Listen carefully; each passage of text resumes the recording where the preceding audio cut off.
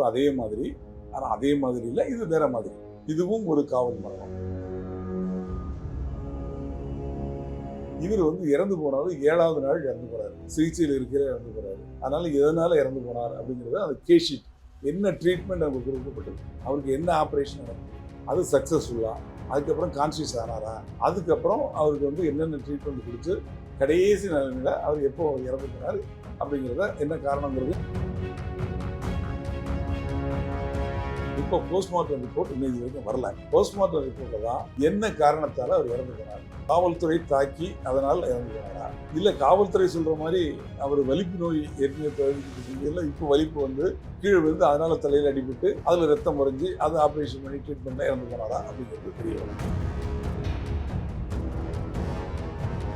அதுல அந்த அருணாச்சலத்தோட அம்மா சொல்ற மாதிரி ஒரு எஸ்ஐயும் 3 காவலர்களும் சேர்ந்து அடிச்சாங்கன்னு அவங்க அலிகேஷன் பண்ணியிருக்காங்க. அந்த மேஜிஸ்ட்ரேட்டையும் எழுதி கொடுத்துருக்காங்க. அது உண்மையான விசாரணை தெரியும். அவர் கடைசியாக கொடுக்கக்கூடிய வாக்குமூலம், அந்த வாக்குமூலம் சட்டம் என்ன சொல்லுதுன்னா, இறந்து போகக்கூடிய நான் இறந்து போறேன்னு அவருக்கே தெரியுது. அப்போ அவர் பொய் சொல்ல மாட்டாரு, அவர் உண்மையை தான் சொல்லுவாரு, அதனால அதை நம்பணும் அப்படின்னு சொல்லி இந்த மரண வாக்குமூலத்துக்கு முக்கியத்துவம் கொடுத்துருக்கு சட்டத்தில்.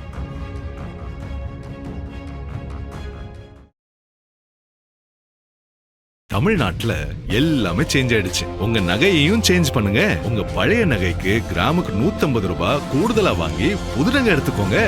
அதே கம்மி சேதாரம் தான் உங்க லலிதால மட்டும்தான். ஆச்சி மசாலா, எந்த சமையலும் ருசி தேடும் ரகசியம் 20 ரூபாய். கிங் டிவி நேயர்களுக்கு வணக்கம். இன்றைய சிறப்பு நிகழ்ச்சியில் நம்முடன் இணைந்திருக்கிறார் முன்னாள் காவல் அதிகாரி ராஜாராம் அவர்கள். வணக்கம் சார். தமிழ்நாட்டுல தொடர்ந்து இந்த ஆட்சி அமைந்ததுக்கு அப்புறமா லாக்அப் மரணங்கள் அதிகரிக்குதா அப்படின்ற கேள்வி எல்லா சைட்லயுமே எழுந்துட்டு இருக்கு. இப்போ தூத்துக்குடியில ஒரு லாக்அப் மரணம், அதை பத்தி சொல்லுங்க. அதாவது கடந்த வாரத்துல நாகர்கோவில்ல அந்த சிறைச்சாலையில சபரிவர்மன் அப்படிங்கிற ஒரு சிறைவாசி, அங்க இருந்த கூட இருக்கக்கூடிய சிறைவாசிகளாலும் அங்கே இருக்கக்கூடிய சிறை காவலர்களாலையும் அடித்து கொல்லப்பட்டதா, அதில் அவங்களெல்லாம் கைது செய்யப்பட்டாங்க. அப்போ டியூட்டியில் இருந்த 3 வார்டன்கள், ஒரு 8 பேர் சிறைவாசிகள், இவங்கெல்லாம் கைது செய்யப்பட்டு அவங்க ஜெயிலில் இருக்காங்க. அந்த வழக்கு இன்னும் விசாரணையில் இருக்குது. அவர் உடம்புல 19 காயங்கள் இருந்தது. இப்போ அதே மாதிரி, ஆனால் அதே மாதிரி இல்லை, இது வேற மாதிரி. இதுவும் ஒரு காவல் மரணம். எப்படின்னா, அருணாச்சலம் அப்படிங்கிறவர் தூத்துக்குடியில் இருக்கிறாரு. அவர் ஒரு டாஸ்மாக் பாரில் கூலி வேலை செய்கிறார். அவர் 120 மது பாட்டில்களை அந்த பார் டைம் முடிஞ்சதுக்கப்புறம் அவர் வச்சிருந்து விற்பனை பண்ணதா அவரை கைது பண்ணுறாங்க. 17/7/26, அதாவது வெள்ளிக்கிழமை அன்னைக்கு அவரை கைது பண்ணுறாங்க.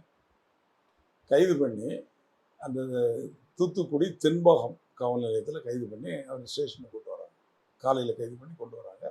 கூட்டு அவரை விசாரித்து அவரை ஃபோட்டோலாம் எடுக்கிறாங்க, வீடியோ எடுக்கிறாங்க, ஃபோட்டோ எடுக்கிறாங்க. எடுத்துகிட்டு அவரை லாக்கப்பில் போட்டு வச்சுருக்காங்க. லாக்கப்பில் உள்ளே இருந்தவர் மத்தியானம் ஒரு 2:30 மணிக்கு திடீர்னு கீழே விழுகிறார். கீழே மயக்கம் போட்டு விழுந்தாருன்னா எங்கள் கதவை திறந்து லாக்கப் திறந்து அவரை எடுத்து பார்க்குறாங்க.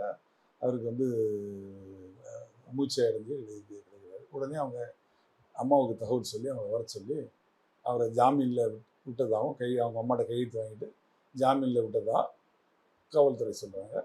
அதுக்கப்புறம் அந்த அம்மா, அந்த பையனோட அம்மா, அதாவது 24 வயது அருணாச்சலத்தோட அம்மா, இறந்து போன அருணாச்சலத்தோட அம்மா அவனை கொண்டு போய் அரசு மருத்துவமனையில் அட்மிட் பண்ணுறாங்க. அரசு மருத்துவமனையில் அவனை அட்மிட் பண்ணி தலையில் கீழே விழுந்ததில் காயப்பட்டிருக்குன்னு சொல்லி மொட்டை அடித்து ஆப்ரேஷன் பண்ணியிருக்காங்க. ஆப்ரேஷன் பண்ணி 17, 18, 19, 20, 21, 22, 23ஆம் தேதி, 7வது நாள் காலையில் 2:30 மணிக்கு ஹாஸ்பிட்டலில் ட்ரீட்மெண்ட்டில் இருக்கல அருணாச்சலம் இறந்து போகிறார்.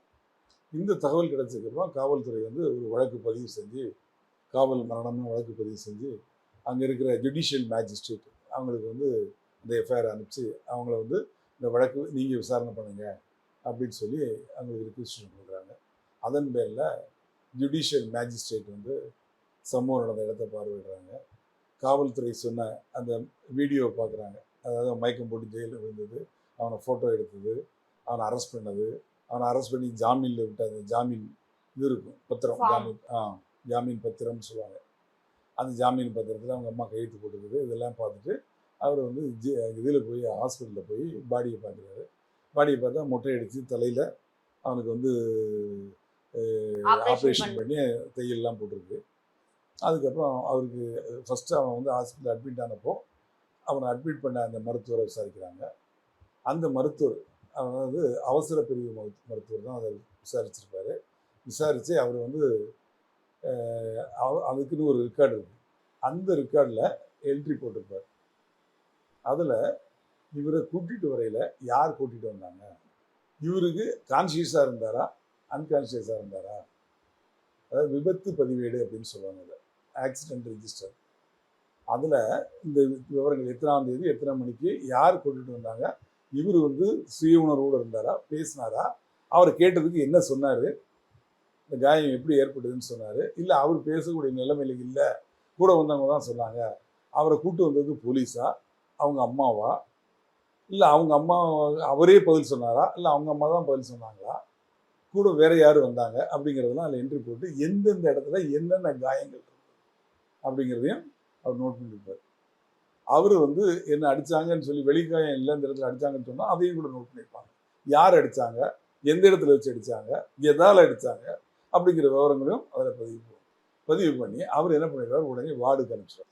வார்டுக்கு போனதுக்கப்புறம் வார்டு டாக்டர் அவர் விசாரித்து என்ன ட்ரீட்மெண்ட் இவருக்கு உடனே பண்ணணும், இப்போ தலையில் வந்து ரத்தம் கசிஞ்சிருக்கா, உள்ள கெட்டியாக இருக்குதா அப்படிங்கிறது வந்து ஸ்கேன் எடுத்து பார்ப்பாங்க, எக்ஸ்ரே எடுப்பாங்க, அதுக்கிறதெல்லாம் ஸ்கேன் எடுத்து பார்ப்பாங்க. அது மாதிரி உடஞ்சிருந்துன்னா அந்த ஆப்ரேஷன் பண்ணி மூளையில் உடஞ்சிருக்கிற ரத்தத்தை எடுக்கணும், அதுக்கு ஆப்ரேஷன் பண்ணணும். அதுக்கு வந்து அறுவை சிகிச்சை நிபுணர் தனியாக இருப்பாங்க, அவங்கள வரவழைச்சி அதுக்கு ஒரு டைம் ஃபிக்ஸ் பண்ணி உடனே பண்ணணும், இல்லைன்னா உயிருக்கு ஆபத்துனா உடனே அவங்கள வரவழைச்சி, அதாவது அது வந்து ஒரு மாவட்ட மருத்துவமனை, அது வந்து எல்லா மருத்துவர்களும் ஒவ்வொரு டிபார்ட்மெண்ட்டும் ஒருத்தர் இருப்பாங்க. இல்லாட்டி கூட அவங்கள வரவழைச்சி ஆப்ரேஷன் பண்ணி அந்த பிளட்டை எடுத்திருப்பாங்க. இவர் வந்து இறந்து போனது 7வது நாள் இறந்து போகிறாரு, சிகிச்சையில் இருக்கிற இறந்து போகிறாரு. அதனால் எதனால் இறந்து போனார் அப்படிங்கிறது அந்த கேஷீட், என்ன ட்ரீட்மெண்ட் அவங்களுக்கு கொடுக்கப்பட்டது, அவருக்கு என்ன ஆப்ரேஷன் நடந்தது, அது சக்ஸஸ்ஃபுல்லாக, அதுக்கப்புறம் கான்ஷியஸ் ஆனாரா, அதுக்கப்புறம் அவருக்கு வந்து என்னென்ன ட்ரீட்மெண்ட் கொடுத்து கடைசி நிலைமையில் அவர் எப்போ இறந்து போனார் அப்படிங்கிறத என்ன காரணங்கிறதையும் அதில் எழுதியிருப்பாங்க. அது ஒரு பக்கம். அந்த டாக்டரையும் விசாரிச்சிருப்பாங்க, அந்த கேஷுவாலிட்டி மெடிக்கல் ஆஃபீஸரை விசாரிச்சிருப்பாங்க, அந்த வார்டு டாக்டரை விசாரிச்சிருப்பாங்க, அந்த ஆப்ரேஷன் பண்ண டாக்டரை விசாரிச்சிருப்பாங்க, தொடர்ந்து அவருக்கு ட்ரீட்மெண்ட் கொடுத்தாங்க இல்லையா அந்த மருத்துவரையும் விசாரிச்சிருப்பாங்க. விசாரித்து இவங்க வந்து அந்த மேஜிஸ்ட்ரேட் இருக்கிறார் இல்லையா, அவர் வந்து ஒரு ரிக்வெஸ்டிஷன் எழுதி அவர் போஸ்ட்மார்ட்டம் கொடுப்பாரு. அது வந்து 23ஆம் தேதி இறந்து போனது அன்னைக்கு இவங்க இந்த என்கொயரியெல்லாம் முடித்து ரிக்வெஸ்ட் கொடுக்கல சாயந்தரம் ஆயிடுச்சு, 6:30 மணிக்கு மேலே ஆனதால் அதுக்கு மேலே போஸ்ட்மார்ட்டம் பண்ண மாட்டேன்னு சொல்லி 24ஆம் தேதி காலையில் 7:45 மணிக்கு போஸ்ட்மார்ட்டம் பண்ணியிருக்காங்க. அந்த போஸ்ட்மார்ட்டம் பண்ணி முடிச்சாச்சு. இதுக்கு இடையில் இந்த போஸ்ட்மார்ட்டம் ரிக்வெஸ்டிஷன் கொடுக்கறதுக்கு முன்னாடி அந்த மேஜிஸ்ட்ரேட் வந்து அவரோட உறவினர்கள், இறந்து போனவரோட உறவினர், அருணாச்சலத்தோட உறவினர்கள், அம்மா, அவங்க தம்பி, மற்றவங்களெல்லாம் கூப்பிட்டு விசாரிச்சிருப்பாங்க. விசாரித்து அவங்க வாக்குமூலத்தை பதிவு பண்ணியிருப்பாங்க. அப்புறம் 5 ப்ரைவேட் சாட்சிகள் மேலே இந்த பிரேதத்தை கடத்தி பிரேத விசாரணை பண்ணி இதனால் இவர் இறந்து போயிருக்கலான்னு சொல்லி அந்த ரிப்போர்ட்டையும் தயார் பண்ணி அவங்க 5 பேர்ட்டு கையெழுத்து வாங்கியிருப்பாங்க, இவங்களும் கையெழுத்து போட்டிருப்பாங்க. அதுக்கப்புறம் தான் போஸ்ட்மார்ட்டம் ரிக்வெஸ்டிஷன் கொடுப்பாங்க. அந்த போஸ்ட்மார்ட்டம் பண்ணுறதுக்கு ரிக்வெஸ்டிஷன் கொடுக்கல மோர் தேன் ஏ டாக்டர், ஏன்னா இது கஸ்டடி டெத் இல்லையா, அதனால் மோர் தேன் ஏ டாக்டர் பண்ணணும் அப்படின்னு கொடுத்துருப்பாங்க. இப்போ அந்த வழக்கில் அதாவது கன்னியாகுமரி 3 பேர் டாக்டர் வந்தாங்க, 3 மாவட்டத்தை சேர்ந்தவங்க. அது மாதிரி இதுலேயும் வந்து கொடுத்து 3 டாக்டர் வந்திருப்பாங்க. இதில் மேஜிஸ்ட்ரேட்டும் கூட வந்ததாக சொல்கிறாங்க. அதை வீடியோகிராஃப் பண்ணியிருப்பாங்க. அந்த போஸ்ட்மார்ட்டம் முடிஞ்ச உடனே அந்த வீடியோகிராஃபையும் இந்த எஃப்ஐஆர் காப்பியையும் மனித உரிமை ஆணையத்துக்கு அனுப்பிச்சி வைக்கணும். இப்போ போஸ்ட்மார்ட்டம் ரிப்போர்ட் இன்னும் இது வரைக்கும் வரல. போஸ்ட்மார்ட்டம் ரிப்போர்ட்டில் தான் என்ன காரணத்தால் அவர் இறந்து போனார், காவல்துறை தாக்கி அதனால் இறந்து போனாரா, இல்லை காவல்துறை சொல்கிற மாதிரி அவர் வலிப்பு நோய் ஏற்கனவே பாதிக்கப்பட்டிருந்தது, இல்லை இப்போ வலிப்பு வந்து கீழே விழுந்து அதனால் தலையில் அடிபட்டு அதில் ரத்தம் முறைஞ்சி அதை ஆப்ரேஷன் பண்ணி ட்ரீட்மெண்ட்டில் இறந்து போனாரா அப்படிங்கிறது தெரிய வரும். இந்த காயங்கள் தவிர வேறு எங்கேயாவது உடலில் எந்த காயங்கள் இருந்தாலும் அந்த CMO casualty medical officer first கொண்டு வந்தாங்கல்ல அவர்கிட்ட சொல்லியிருப்பாங்க, அவரும் நோட் பண்ணியிருப்பார். கம்ப்ளீட்டாக உடம்பு பார்த்து எந்த இடத்துல சிராய்ப்பு காயம் வீக்கம் இருந்தாலும் நோட் பண்ணியிருப்பார். இப்போ போஸ்ட்மார்ட்டம் பண்ணையில் அவங்க வந்து உள்ள இன்டர்னல் இன்ஜுரி எக்ஸ்டர்னல் இன்ஜுரி எல்லாத்தையும் நோட் பண்ணியிருப்பாங்க. எந்த காயத்தினால இவர் இறந்து போனார் அப்படிங்கிறதையும் சொல்லியிருப்பாங்க. இல்லை ட்ரீட்மெண்ட்டில் இருக்கையில் இறந்து போனதுக்கு என்ன காரணம், இந்த காயம் அடித்தால் தான் ஏற்பட்டுதா, காவல்துறை அடித்தால் தான் ஏற்பட்டுதா, அந்த காயத்தினால தான் ட்ரீட்மெண்ட் இருக்கையில் தான் இவர் இறந்து போனதா அப்படிங்கிறத விவரங்களை அதில் சொல்லுவாங்க. அது வந்ததுக்கப்புறம் தான் தெரிய வரும். இதில் தவறு செஞ்சுருந்தாங்கன்னா அதில் அந்த அருணாச்சலத்தோட அம்மா சொல்கிற மாதிரி ஒரு எஸ்ஐயும் 3 காவலர்களும் சேர்ந்து அடித்தாங்கன்னு அவங்க அலிகேஷன் பண்ணியிருக்காங்க. அந்த மேஜிஸ்ட்ரேட்டையும் எழுதி கொடுத்துருக்காங்க. அது உண்மைன்னு விசாரணை தெரியாதுன்னா அந்த அறிக்கையின் பேரில் அவங்கள கைது பண்ணுவாங்க. எப்படி அந்த கேஸில் அரெஸ்ட் பண்ணாங்களோ நாகர்கோவில் கேஸில் அதில் மாதிரி இவங்களை அரெஸ்ட் பண்ணுவாங்க. பட் போஸ்ட்மார்ட்டம் ரிப்போர்ட் வரணும், மேஜிஸ்ட்ரேட்டோட ரிப்போர்ட் வரணும். மேஜிஸ்ட்ரேட் இறுதி அறிக்கையை உள்துறைக்கு அவங்க ஜட்ஜஸ் மூலமாக, அதுக்கு அவங்களுக்கு மேலே இருக்க ஜட்ஜி மூலமாக 2 மாதத்துக்குள்ளே தாக்கல் பண்ணுவாங்க. இந்த மரணம் எப்படி நடந்தது, இதை எப்படி தவிர்த்திருக்கலாம் அப்படிங்கிறதெல்லாம் அதை அவங்க சொல்லியிருப்பாங்க. பேரலாக காவல்துறையில் இப்போ இது லோக்கல் போலீஸ் ஸ்டேஷன் விசாரித்தாங்க. சிபிசிஐடி வச்சு அவங்களும் பேரலில் இன்வெஸ்டிகேஷன் பண்ணி அவங்களும் ஒரு ரிப்போர்ட் கொடுப்பாங்க.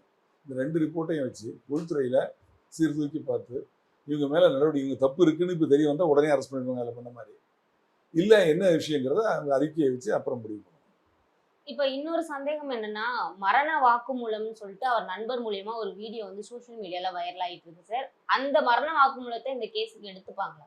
நிச்சயமா மரண வாக்குமூலம் அப்படிங்கிறது மரண தருவாயில், இறந்து போகும் தருவாயில் அவர் கடைசியாக கொடுக்கக்கூடிய வாக்குமூலம். அந்த வாக்குமூலம் சட்டம் என்ன சொல்லுதுன்னா, இறந்து போகக்கூடிய, நான் இறந்து போகிறேன்னு அவருக்கே தெரியுது, அப்போ அவர் பொய் சொல்ல மாட்டார், அவர் உண்மையை தான் சொல்வார், அதனால் அதை நம்பணும் அப்படின்னு சொல்லி இந்த மரண வாக்குமூலத்துக்கு முக்கியத்துவம் கொடுத்துருக்கு சட்டத்தில். அந்த மரண வாக்குமூலங்கிறது மேஜிஸ்ட்ரேட்டுக்கிட்டையும் கொடுக்கலாம், ஒரு தனிப்பட்ட நபர்கிட்டையும் சொல்லலாம், ஒரு 3வது நபர்கிட்டையும் சொல்லலாம், உறவினர்கிட்டையும் சொல்லலாம். இதில் அவர் நண்பர்கிட்ட இவர் பேசுகிறாரு, நண்பர் இவர் கேள்வி கேட்குறாரு, அது ஒரு வீடியோ வந்திருக்கு. அதில் அவர் சொல்லியிருக்காரு, நான் முதுகில் அடித்தாங்கன்னு, உன்னை தலையில் போலீஸ்காரங்க அடித்தாங்கன்னு கேட்குறாங்க. அடித்தாங்கன்னு சொல்கிறாரு. எங்கே வச்சு அடித்தாங்கன்னு கேட்டால் முக்கு டீ கடை பக்கத்தில் வச்சு அடித்தாங்க அப்படின்னு சொல்கிறாரு. இதுவும் நிச்சயமாக கருத்தில் கொள்ளப்படும்.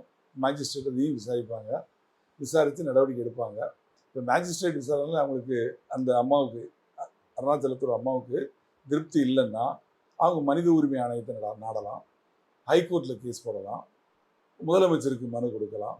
இது மாதிரி வேறு வழிகளும் இருக்குது. இருந்தாலும் சட்டத்தில் என்ன வழி இருக்கோ, என்ன வழிமுறைகள் இருக்கோ அதை நான் உங்களுக்கு சொல்கிறேன். இப்போ அவர் சொன்னதா சொல்றீங்களே சார், முக்கு கடையில வச்சு அடிச்சாங்கன்னு, இது லாக்அப் நான் சொல்லல, அவர் சொன்ன அந்த வீடியோவில் உள்ளதை சொல்றேன். அதான் சார், அந்த மரண வாக்குமூலத்துல போலீஸ் ஸ்டேஷன் உள்ள வச்சு அடிச்சாங்களான்னு நண்பர் கேட்கும்போது, இல்ல நம்ம எப்பவும் ரெகுலரா மீட் பண்ற ஸ்பாட்ல தான் அப்படின்னு சொல்றாரு. முக்கு டீ கடைன்னு சொல்றாரு. முக்கு டீ கடை அந்த ஸ்பாட்ல வைக்கிறது லாக்அப் டெத் கணக்குல வருங்களா? என்னோட சந்தேகமா கேட்கு. காவல்துறை ஒருத்தரை கைது பண்ணிட்டாங்க, தொட்டுட்டாங்க அப்படின்னா அந்த சமயத்துக்கு அதுக்கப்புறம் மேஜிஸ்ட்ரேட் ஆஜர்படுத்தி ஜெயிலுக்கு போகிற வரைக்கும் அவங்க போலீஸ் கஸ்டடியில் இருக்கிறது தான் கணக்கு. உன்னை கைது பண்ணிட்டேன் அப்படின்னு சொல்லி ஒருத்தர் தொட்டாலே போதும், தொடக்கூட வேண்டாம், அவருக்கு இன்ஃபார்ம் பண்ணாலே போதும், அது எந்த இடத்துல வேணாலும் நகலாம். இன்னும் அதுக்கு காவல்துறை கஸ்டடி தான் கணக்கு. அதனால் இது காவல் மரணம் தான், அதில் மாற்றிக்கிறது இல்லை. இப்போ எஃப்ஐஆர் போட்டால் தானே சார் இது கணக்கு வருமா, இல்லை நீங்கள் சொன்ன மாதிரி தொட்டாவே அவங்க கணக்கு எடுத்துப்பாங்களா? காவல்துறை இப்போ இந்த கேஸ் எடுத்துங்களேன், எஃப்ஐஆர் போட்டுட்டு தான் அரெஸ்ட் பண்ணலை, அரெஸ்ட் பண்ணிட்டு தான் எஃப்ஐஆர் போடுறாங்க. 120 பாட்டிலோடு அவரை பிடிக்கிறாங்க, அவருக்கு அப்பவுமே அரெஸ்ட்டு, அவர் தொட்டாச்சுனாலே அரெஸ்ட்டு, அப்புறம் கொண்டு எஃப்ஐஆர் போட்டு ரிமாண்ட் பண்ணுறாங்க.